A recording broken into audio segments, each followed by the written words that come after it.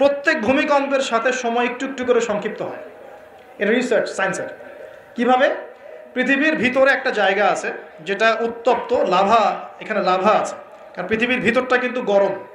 উপরেরটা আমরা যদিও দেখি এরকম শিলা, পাহাড় ইত্যাদি, পৃথিবীর ভিতরে কিন্তু আছে লাভা, যেটা সবাই মোটামুটি জানেন। এর ভিতরে একটা জায়গা আছে, ইনার কোর বলে জায়গাটাকে, একদম ভিতরে। তো এখনকার সাম্প্রতিক গবেষণা বলছে যে ভূমিকম্পগুলোর প্রভাবে, পৃথিবীতে যত ভূমিকম্প হয়েছে এর প্রভাবে ইনার কোর আগে যেদিকে ঘুরতো এখন উল্টা দিকে ঘোরা শুরু করেছে। নাউজুবিল্লাহ। মনে রাখবেন, কিয়ামতের অন্যতম আলামত কিন্তু সূর্য পশ্চিম দিক থেকে উঠবে আর সময় সংক্ষিপ্ত হয়ে আসবে। নবীজি বলেছেন যে একটা বছর চলে যাবে একটা মাসের মতো, একটা মাস চলে যাবে একটা সপ্তাহের মতো, একটা সপ্তাহ যাবে একটা দিনের মতো, একটা দিন যাবে কেমন, নবী এটাও বলেছেন। নবীজি বলছেন একটা দিন যাবে একটা ঘন্টার মতো। মানে ঘন্টা মানে কি, যে ম্যাচের কাঠি জ্বালাতে যতক্ষণ সময় লাগে এতটুকু সময়ের মধ্যে মিনিট চলে যাবে। কিভাবে হবে এটা আল্লাহ ভালো জানেন। আপনাদেরকে নিউজ দেয়, চায়নাকে নাম তো শুনেছেন? চায়না একটা বাঁধ নির্মাণ করেছে, কৃত্রিম বাঁধ। ওর দেশে একটা কৃত্রিম বাঁধ নির্মাণ করেছে। এটা এত শক্তিশালী বাঁধ, ওখানে এত রড, সিমেন্ট আর এই ম্যাটেরিয়ালস ইউজ করা হয়েছে, যেটা এই পাকিস্তান, তারপরে ইন্দোনেশিয়া, হ্যাঁ, বাংলাদেশ, এই যে দেশগুলো আছে, এই পুরো দেশটাকে, এই পুরো দেশের একটা বড় অংশকে এই কংক্রিটের নিচে ঢেকে ফেলা সম্ভব। এত বেশি কংক্রিট এখানে ইউজ করা হয়েছে। চায়না ইউজ করেছে, ওরা ইউজ করেছে, এবং বিশাল একটা পানির ফ্লো তারা সৃষ্টি করেছে, কৃত্রিম। এটা কিন্তু ম্যানমেড। তো আমি গতকাল রিসার্চ করতে গিয়ে দেখলাম যে তারা বলছে এই বাঁধটা নির্মাণ করার কারণে পৃথিবীর আহ্নিক গতির মধ্যে একটা পরিবর্তন চলে আসছে। মানুষের হাতের কামাই দেখেন। আর এখানে কিন্তু এটাও বলা হচ্ছে যে পৃথিবীর প্রথম দিনটা হবে এক বছরের সমান লম্বা। কে জানে, হয়তো বা এমন কিছু হবে মহাবিশ্বে যে পৃথিবীর আহ্নিক গতিটার মধ্যে কোনো পরিবর্তন হবে, ঘূর্ণনে কোনো পরিবর্তন দেখা দিবে, হয়তো বা, আল্লাহ ভালো জানে। তা আমি বিশ্বাস করি এটা হবে, কিন্তু আমি বলি না। কারণে যে মানুষ বলবে যে আপনি এত স্পেসিফিকলি কেমন করে বলতে পারেন। তা আমার বিশ্বাস যেরকম কিছু একটা হবে, মহাবিশ্বে এমন কিছু একটা হবে যাতে এই পৃথিবীর গতির মধ্যে একটা পরিবর্তন আসবে। না হলে একদিন কেমন করে এক বছরের সমান হতে পারে? সাহাবীরা প্রশ্ন করলেন, ইয়া রাসূলুল্লাহ, আমরা তখন নামাজ কেমন করে পড়বো? নবীজি বললেন, অনুমান করে পড়ে নিবে, তোমরা এস্টিমেট করে অনুমান করে পড়ে নিবে যে কতটুকু সময় পর পর ওয়াক্ত হচ্ছে। তার মানে সাহাবীরা নামাজে তখনও সচেতন ছিলেন। তারপর দেখেন, ওয়ায়াতাকারাবু জামান, নবীজি এটাও বলছেন দ্বিতীয় দিনটা হবে এক মাসের সমান, আর তৃতীয় দিনটা হবে এক সপ্তাহের সমান, বাকি দিনগুলো হবে তোমাদের দিনের মতোই। এটা হবে, বিশ্ববাসী দেখবে এগুলা। বিশ্বের সামনে ভয়ঙ্কর কিছু ঘটনা ঘটা এখনো বাকি আছে। বিশ্বটা এমন থাকবে না, এখন যা দেখছেন সব এমন থাকবে না। নবীজি বলছেন জ্ঞান উঠে যাবে যখন, এটা উঠে যাচ্ছে দিন দিন। মানুষকে এখন শেখানো হচ্ছে মানুষ বানর থেকে সৃষ্টি হয়েছে। এগুলো জ্ঞান। ইসলামের জাজল্যমান ইতিহাসগুলোকে মানুষ ভুলে যাচ্ছে, এগুলো জ্ঞান। শেখানো হচ্ছে মানুষকে যে পর্দা এগুলো কুসংস্কার, পর্দা কি কুসংস্কার, এগুলো জ্ঞান। জ্ঞান কাকে বলে? ওয়ুকবাদুল ইলম, মানে জ্ঞান উঠে যাচ্ছে, কবজ করে নেওয়া হচ্ছে। আর দেখেন আরেকটা হাদিসে আসছে, আল্লাহ পাক কিন্তু কোরআন হাদিসকে তুলে নেবেন না। একটা হাদিসে আসছে আল্লাহ পাক কোরআন হাদিসকে তুলে নেবেন না, কিন্তু আলেমদের মৃত্যু হবে বেশি বেশি। আলেমদের জান কবজ করার মধ্য দিয়ে আল্লাহ পাক জ্ঞান উঠিয়ে নেবেন। একটু দেখেন না কয়জন আলেম আছে মাঠে, দেখেন তো কয়জন আলেম তো অনেকেই আছে আলহামদুলিল্লাহ, কিন্তু বরেণ্য ওলামা যাদের কথা হাজার লক্ষ কোটি মানুষ শোনে, এমন আলেম কয়জন আছে দেখেন। আস্তে আস্তে প্রবীণ আলেমরা সব চলে যাচ্ছে। আর যে প্রজন্ম আমরা তৈরি করছি, এই প্রজন্মের কতজন এলম অর্জন করে ওই চ্যালেঞ্জ বুকে নিয়ে জাতিকে সংস্কারের জন্য নেমেছে দেখেন একটু। আমাদের উপর দুনিয়া পেয়ে বসেছে। আমাদের চিন্তা হচ্ছে মসজিদ ইমামতি নিয়ে একটা তারাবি পড়াবো, ইমামতি করবো, একটা মাদ্রাসার মুহতামিম হবো, এতটুকুই আমার চিন্তা স্বপ্ন। কেন? স্বপ্ন থাকতে হবে যে আমি আমার জ্ঞান দিয়ে উম্মাকে পরিবর্তন করবো ইনশাআল্লাহ, এবং আল্লাহর জমিন আল্লাহর দিন প্রতিষ্ঠা করে ছাড়বো ইনশাআল্লাহ। এরকম চ্যালেঞ্জ নেওয়ার মানসিকতা আছে কয়জনের, খেয়াল করে দেখেন। আর হিউজ এই যুব সমাজ যারা জেনারেল লাইনে পড়ছে, তাদের মধ্যে কয়জন আলেম হচ্ছে একটু চিন্তা করে। আর যারা দুই একজন উঠে আসার সুযোগ পাচ্ছে, তাদেরকে আবার মানুষ বুক ভরে রিসিভ করছে না, তারা হেল্প পাচ্ছে না, সহযোগিতা পাচ্ছে না, বরং হিংসার শিকার হচ্ছে, বিদ্বেষের শিকার হচ্ছে, আগ্রহ হারিয়ে ফেলছে। আমি এখানে এসে কী করবো, আমাকে তো বুকে টেনে নেয় আর কেউ নেয়, এমন মনে হচ্ছে মানুষের কাছে। তো জ্ঞান উঠে যাবে, কিন্তু শুধু কোরআন সুন্নাহ আল্লাহ পাক তুলে নেবেন না, এমনটা আল্লাহ পাক বলেন নাই। আল্লাহ বলেছেন, তার নবীর মাধ্যমে জানিয়েছেন যে আলেমদের মৃত্যু হবে, সংখ্যা কমে যাবে। সংখ্যা বেড়েছে না কমেছে? সত্যি কথা হচ্ছে আলেমদের সংখ্যা, বরেণ্য আলেমদের সংখ্যা কমছে দিন দিন। আর মানুষ অনেক সময় জাহেলদেরকে আলেম বানিয়ে নিচ্ছে। অনেকে কোরআন তেলাওয়াত করতে পারছে না, সে এসে ওয়াজ করা শুরু করছে। আবার বড় বড় মুফতিদেরকে বাহাসও ডাকছে, দেখেন না? একটা আয়াত তেলাওয়াত করতে পারছে না, একটা আয়াত তেলাওয়াত করলে 10টা ভুল হচ্ছে। একটা খুতবা, জুমার খুতবা দিতে গিয়ে 19টা ভুল করে ফেলছে। ইন্নাল হামদুলিল্লাহ এইগুলা বলতেই তার 19টা ভুল হচ্ছে। অথচ সে এখানে স্টেজে বসে বসে মানুষকে ওয়াজ বাহাসের জন্য ডাকতেছে। কত বড় মুফতি আছে, আসো সামনে বসো। তাহলে সত্যি সত্যি এটা হচ্ছে না? জাহেলদেরকে মানুষ আলেমের জায়গা দখল করছে। আমরা এখন আলেম হই নাই, যে শব্দগুলো আমাদের সামনে ইউজ করা হয়, কসম আল্লাহর, এগুলোর সাথে আমাদের কোনো সম্পর্ক নেই। এখনও আমরা শুধু তালেবে ইলম আছি। আর আমি দোয়া করি আমি তালেবে ইলম অবস্থায় থাকতে চাই, কারণ জ্ঞানের কোনো শেষ নাই। দোলনা থেকে কবর, জ্ঞান অর্জন করতেই থাকতে হবে। নবী মূসা আলাইহিস সালাম পর্যন্ত জ্ঞান অর্জন করতে গিয়েছেন খিজরের কাছে আলাইহিস সালাম, জান নাই? নবী মূসা আলাইহিস সালাম বলছেন আমি সবচেয়ে জ্ঞানী মানুষ।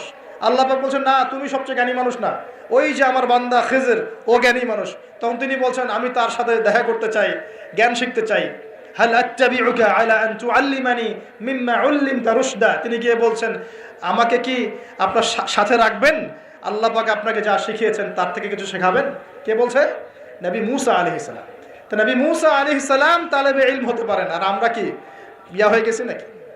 তো এই আন্তর্জাতিক খ্যাতি সম্পন্ন হাবি জাবি এগুলো বয়কট করেন, দরকার নাই এগুলো কোনো দরকার নাই। এমনি আমরা তালেবে ইলমই থাকতে চাই।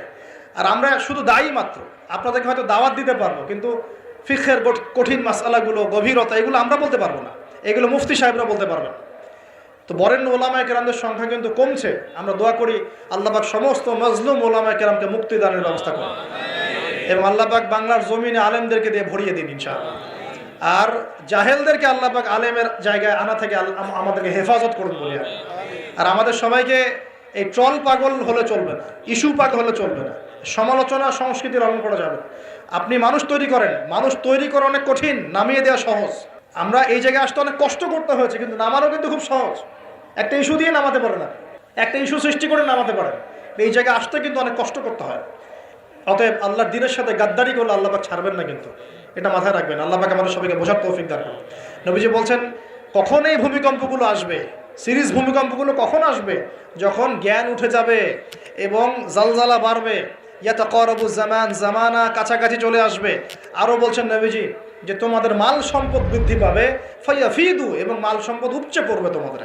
দিন দিন দেখছেন না যে যার স্যান্ডেল কেনার টাকা ছিল না, সে এখন উঁচু উঁচু বিল্ডিং তৈরি করতেছে, দেখেন না? এটাই তো নবী সাল্লাল্লাহু আলাইহি ওয়াসাল্লাম হাদিস জিবরিলে কি বলেছেন? ওয়ান তারাল হুফাতাল উরাতাল আলাতা রিয়া আশ-শাই ইয়াতাতাওয়ালুনা ফিল বুনিয়ান। নবীজি বলছেন কিয়ামতের অন্যতম নিদর্শন হচ্ছে সমাজের নগ্ন পদের খালি গায়ের রাখাল শ্রেণীর মানুষ উঁচু উঁচু বিল্ডিং নির্মাণের প্রতিযোগিতা করবে। এমনটা হচ্ছে না? সম্পদ বাড়ছে মানুষের, এটাও একটা কিয়ামতের সাইন। নবীজি আরও বলছেন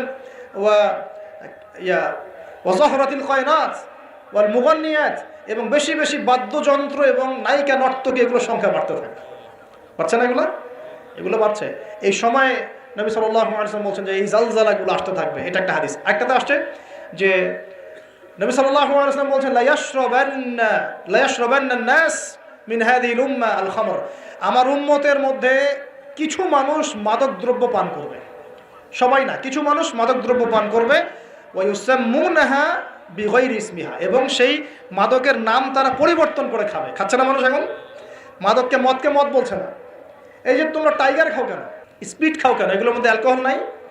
দিব্যি বাচ্চাদেরকে এগুলো খাওয়াচ্ছে অনেকে, দেখা যায়।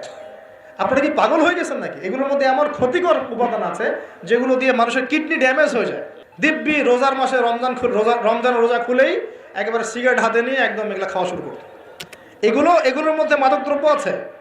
যে পানীয়র মধ্যে যার্রা পরিমাণ মাদকদ্রব্য থাকবে সেটাও মাদক, মনে রাখবেন। স্মোক করো, স্মোকটাকে অনেকে মাদক মনে করে না, তাই না? স্মোকিংটাকে অনেকে মাদক মনে করে না, মনে করে মাকরু মনে হয়। মাকরু মানে কি? মাকরু মানে কি ভালো? মাকরু মানে কি? মাকরু মানে কি? কোরআনে সূরা বানু ইসরাইল খুলে দেখেন, বড় বড় কিছু পাপের কথা মেনশন করে আল্লাহ পাক বলছেন এই পাপগুলো ছেড়ে দাও, এই পাপগুলো আল্লাহর কাছে মাকরু, এই পাপগুলো আল্লাহর কাছে অপছন্দের পাপ। এটা কি মাকরু মানে কি জায়েজ করে নেওয়া? সিগারেট খাওয়া বন্ধ করেন, ওয়াদা করেন আমার সাথে যে আজকে থেকে কোনোদিন সিগারেটে হাত দিবেন ইনশাআল্লাহ। কোনো প্রকার এইসব টাইগার মাইগার স্পিড খাবেন না, এসব ভালো জিনিস না।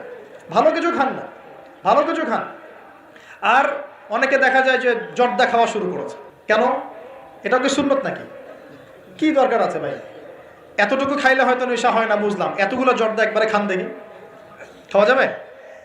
খামরের মূলনীতি কি? যার বেশি খেলে নেশা হয় তার অল্প খাওয়া হারাম। মনে করেন এখানে যতটুকু পানি আছে,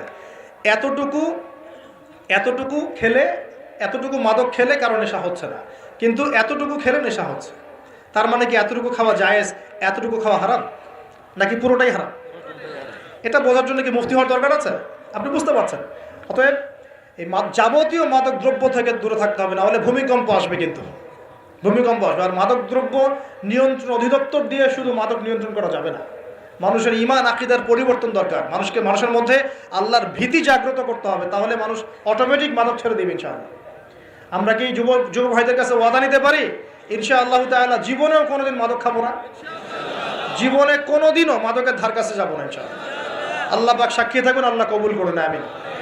প্রিয় ভাইরা, এটা নবীজি বলছেন লা ইয়াশরাবান্নান নাস মিন হাযিহিল উম্মতি খামরুন, আমার উম্মতের কিছু মানুষ খামর মাদক পান করবে, ওয়া ইউসাম্মুনাহা বিগায়রি ইসমিহা, এর নাম রাখবে ভিন্ন, অন্য নামে ডাকবে, মাদক বলে ডাকবে না। আর কি করবে? ওয়া ইউযাফু আলা রুউসিহিম, তাদের মাথা, এটা বোঝেন একটু ভালো করে, ওয়া ইউযাফু আলা রুউসিহিম, তাদের মাথার কাছে থাকবে মাআজিফ। ইউযাফু আলা রুউসিহিমুল মাআজিফ, মাআজিফ মানে হচ্ছে বাদ্যযন্ত্র। মাআজিফ মানে কি? বাদ্যযন্ত্র। এখন বলেন তো, মাথার কাছে বাদ্যযন্ত্র থাকবে মানে কি? কি বুঝলেন? কে বলেছে? এয়ারফোন, ব্লুটুথ, এই যে আপনি যে মাথায় কানে দিয়ে রাখছেন, মাথায় আছে না? দেখেন নবী সাল্লাল্লাহু আলাইহি ওয়াসাল্লাম কতদিন আগে, 1400 বছর আগে এই হাদিস বলে গেছেন যে ওই সময় আমার উম্মতের একটা অংশ এরকম করে হেডফোন দিয়ে মাথা দিয়ে গান শুনবে, কানের ভিতরে গান, মিউজিক চলছে না? ওয়াল মুগান্নিয়াত, এবং তারা গায়িকা, নায়িকা, নর্তকী নাচাবে। নাচায় না মানুষ এখন? শহরগুলোতে গিয়ে দেখেন, খালি গায়িকা, নর্তকীর। শহরে যাওয়া লাগে, ফেসবুক, ইউটিউব ঢুকলেই তো দেখা যায়, সবখানেই নাচতে আছে আর কি। রাস্তাঘাট, ব্যাংক ব্যালেন্স, অফিস আদালত, সব জায়গায় নগ্নতা, বেপরদামি চলে পড়ছে। রাস্তাঘাট, বাস, ট্রাক, যেখানে যাবেন সেখানে। কোথায়? ডানে তাকাবেন ডানে, বামে তাকালে বামে, সামনে তাকালে সামনে, পিছনে পিছনে। মেয়েদেরকে নিয়ে আমি কালকে লেকচার দিব ইনশাআল্লাহ। ওদেরকে অনেক কিছু বলার আছে, অনেক কিছু বলার আছে। কারণ সমাজের একটা বড় ক্ষতি হচ্ছে এদের কারণে। সমাজের একটা বিশাল ক্ষতি হচ্ছে বেপরদা মেয়ের কারণে। বহু দিনদার পরহেজগার যুবক পর্যন্ত ঈমান হারাচ্ছে এদের কারণে। আর বাসায় তো এদের বাপ নাই মনে হয়, বাপ নাই, ভাই নাই, স্বামী নাই, কেউই নাই, এদেরকে বোঝানোর কেউ নাই। অনেক দিনদার ছেলে পর্যন্ত এদের ফিতনায় দিন হারিয়ে ফেলছে। আমি বারবার বলি তোমাদেরকে যে একটা হালাল রিজিকের সোর্স তৈরি করো, তাড়াতাড়ি বিয়ে করে ফেলো। বিয়ে ছাড়া চাহিদা, লজ্জাস্থানের হেফাজত, এগুলো করার কোনো বিকল্প কোনো পথ নাই, বিকল্প কোনো পথ নাই। যে পথগুলো দেখা যায় এগুলো হতাশা আরও বাড়ায় দিবে, এগুলো আপনাকে আরও জানোয়ার বানায় ফেলবে ভিতর থেকে। যুগ চলছে, মেয়েদের ইজ্জত আবরু রক্ষা করা খুব চ্যালেঞ্জের কাজ। মেয়েদের ইজ্জত আবরু রক্ষা করা এত চ্যালেঞ্জ। একটা ছেলে হাফেজ হতে গিয়েছে মাদ্রাসায়, তার সাথে যদি টিচার এরকম কাজ করে, এই টিচারকে জাতির সামনে এনে ফাঁসি দেওয়া দরকার। তখন সবার একটা আক্কেল হবে, শিক্ষা হবে। পাপ তো পাপই, আলেম করলেও পাপ, জালেম করলেও পাপ, নাকি ওটা মাফ হয়ে যাবে নাকি? এই ঘটনাগুলো ঘটছে কেন? কেন ঘটবে এই ঘটনাগুলো? আল্লাহ পাক আমাদের সবাইকে বোঝার তৌফিক দান করুন। আর এই ঘটনাগুলো ঘটার অন্যতম কারণ হচ্ছে, যেটা বলছিলাম প্রিয় ভাইরা, এই পাপগুলোর কারণে কিন্তু আল্লাহর শাস্তি নেমে আসে। খমর এক নাম্বার ছিল শিরক, তারপর কুফর, মাপে কম দেয়া, অন্যের সম্পদ আত্মসাৎ করা, মাদকদ্রব্য সেবন করা, এই যে গান বাজনা, বাদ্যযন্ত্র, নর্তকী নাচানো, এগুলোর কারণে কোন শাস্তি আসে ভাই বলেন? আল্লাহর পক্ষ থেকে জালজালা মানে ভূমিকম্প। জালজালা মানে কি? ভূমিকম্প। আর আসবে সিরিজ, মানে বছর জুড়ে চলবে এগুলা। আরেকটা হাদিস বলে শেষ করছি। ও আচ্ছা, এর পরিণতিটা বলে নেই। নবীজি বলছেন ওয়াজআলুল্লাহু মিনহুমুল কিরাদাতা ওয়াল খানাজির, যারা এই কাজগুলো করবে, মানে মাদক খাবে, নাম চেঞ্জ করবে, যারা বাদ্যযন্ত্র নিয়ে রাত কাটাবে, যারা নর্তকী নাচাবে, আল্লাহ রাব্বুল আলামিন এদেরকে একদিন সকালবেলা বানর আর শুয়োর বানিয়ে দিবেন। আর ওয়ায়াকসিফুল্লাহু বিহিমুল আরদ, আল্লাহ পাক জমিন সহ ওদেরকে ধসিয়ে দিবেন। এই যে ভূমিধস। আরেকটা হাদিস আসছে তিরমিজির মধ্যে, 2211 নম্বর হাদিস। নবী সাল্লাল্লাহু আলাইহি ওয়াসাল্লাম বলেছেন, এটা শেষ হাদিস আজকে আমাদের লেকচার। নবীজি বলছেন, বলেন সাল্লাল্লাহু আলাইহি ওয়াসাল্লাম, নবীজি বলছেন যে যখন ইদা তুখিযাল ফাইউদুলান, একটু ভালো করে হাদিসটা শুনবেন, একটু বড় হাদিস, এই হাদিসটা আমাদের আজকের পুরো জিনিসটার কনক্লুশন নিয়ে আসবে। কোন কোন পাপগুলো ছাড়লে পরে আমরা আল্লাহর আযাব ছাড়তে পারবো, গজব থেকে বাঁচতে পারবো, আর কোন কোন পাপে লিপ্ত থাকলে পরে আল্লাহর গজব আসবেই, কোনো মাফ নাই। শেষ হাদিস মনোযোগ দিয়ে শোনেন। নবী সাল্লাল্লাহু আলাইহি ওয়াসাল্লাম বলেছেন, ইযা তুখিযাল ফাইউদুলান, যখন দেখা যাবে যে গনিমতের মাল বা রাষ্ট্রীয় সম্পদ যেগুলো আছে, বুঝতে পারছেন, গনিমতের মাল, রাষ্ট্রীয় সম্পদ, এগুলোকে মানুষ ব্যক্তিগত সম্পদ মনে করে খাওয়া শুরু করবে। হয়েছে কি হয় নাই? কথা বলেন। এই সিচুয়েশন আসছে কি আসে নাই? একটা হাতি আসতে থাকে উপর থেকে, হাতি আস্তে আস্তে আস্তে আস্তে মাছি হয়ে যায়,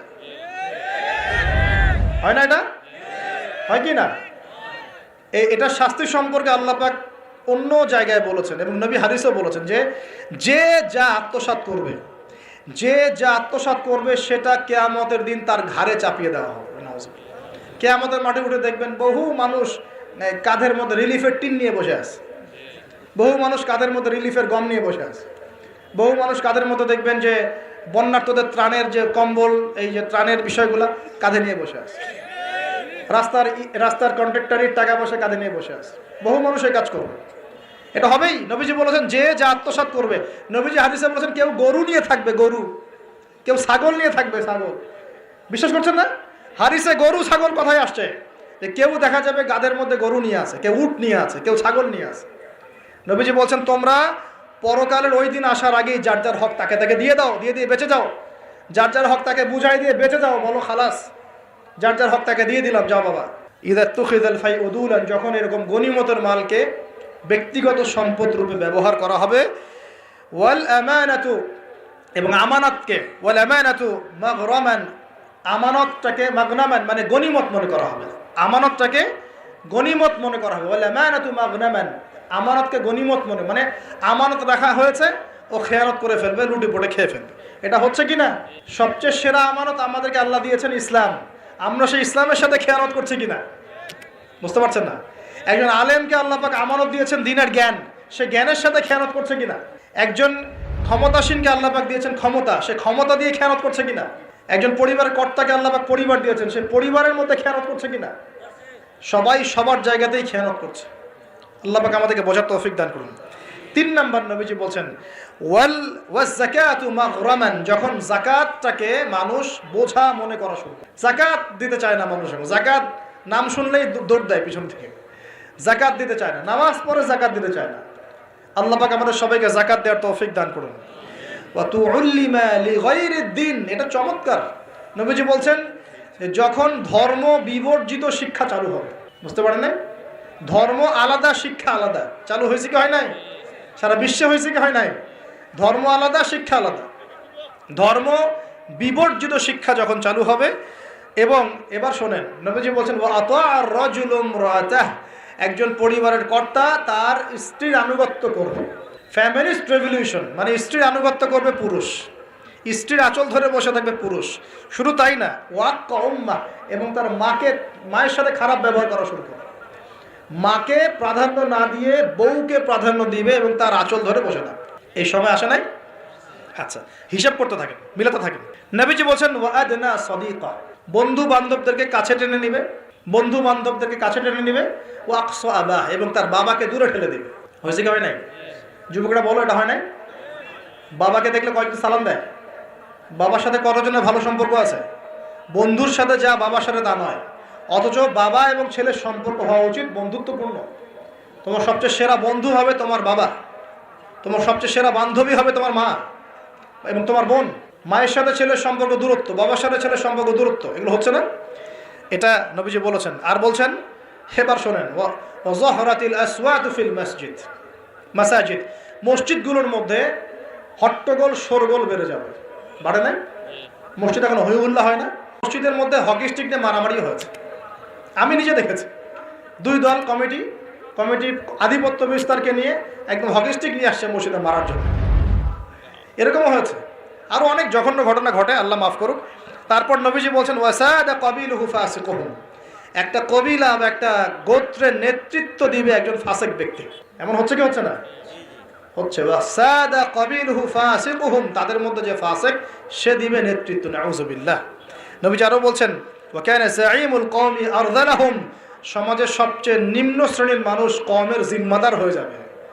সুবহানাল্লাহ। নবী আরো বলছেন ওয়া উকরিমা রাজুল, একজন ব্যক্তিকে এই কারণে সম্মান করা হবে মাখাফাতা শাররি, তার ভয়ে তাকে সম্মান করা। একজন ব্যক্তিকে তার ভয়ে, তার ক্ষমতার ভয়ে, তার টাকার ভয়ে, তার ক্ষমতার ভয়ে, তার জনবলের ভয়ে তাকে সম্মান করা হবে। এমনটা হচ্ছে না? হচ্ছে। নবী আরো বলছেন ওয়া যাহরাতিল কায়নাত ওয়াল মুগান্নিয়াত ওয়া যাহরাতিল কায়নাত ওয়াল মাআজিফ ওয়া যাহরাতিল কায়নাত ওয়াল মাআজিফ, গায়িকা এবং বাদ্যযন্ত্রের প্রচলন বাড়তে থাকবে। গায়িকা বাদ্যযন্ত্র ব্যাপক হারে বাড়তে থাকবে। এবং ওয়াশুরিবাতিল খুমুর, এবং বেশি বেশি মাদকদ্রব্য সেবন করা হবে। ওয়া লাআনা আখিরি হাযিল উম্মাহ উলাহা, উম্মতের শেষ দিকের মানুষেরা প্রথম দিকের মানুষকে গালি দেওয়া শুরু করে। এই পাপগুলো যখন সমাজে দেখা যাবে, এই পাপগুলো যখন সমাজে দেখা যাবে, তখন তোমরা ফাল ইয়ারতাকিবু, এবার ধেয়ে আসবে ইনদা যালিকা, তোমাদের দিকে ধেয়ে আসবে চারটা আযাব। কয়টা আযাব? চারটা। এক নাম্বার, নবীজি বলছেন রিহান হামরাআন, উত্তপ্ত গরম বাতাস তোমাদের দিকে ধেয়ে আসবে। এখনো কি এসেছে?